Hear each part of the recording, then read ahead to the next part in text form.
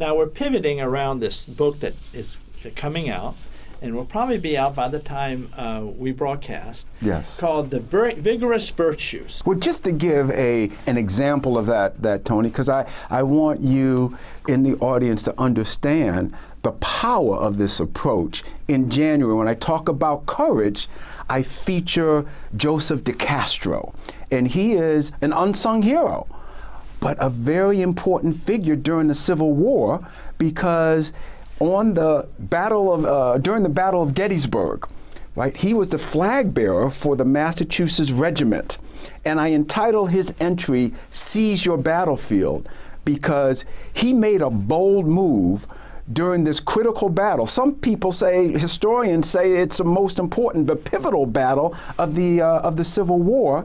He left his position with his flag, ran across the battlefield, and seized the flag of the flag bearer for the Virginia Regiment. The Confederate side. The Confederate side.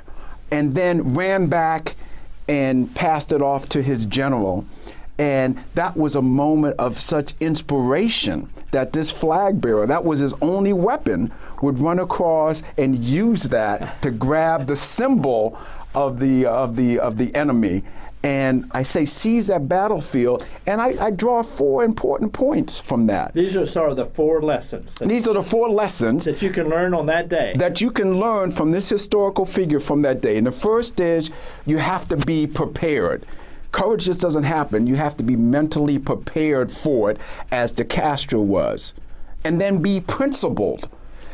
Because it's the convictions that we have, the principles that we have, that underlie our strength in being able to make a bold move.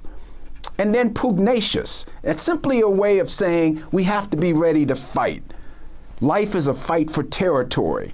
And just like DeCastro, we have to be willing to have that fighting spirit. And that doesn't mean you're throwing punches. Sometimes you have to fight for humility. You know, you have to fight for your character to stay strong. And finally, prayerful, because it's a spiritual battlefield, which we can't forget about, Tony. We can't forget about that spiritual battlefield, because sometimes the only thing you can do to show courage is to look beyond yourself, to look to God.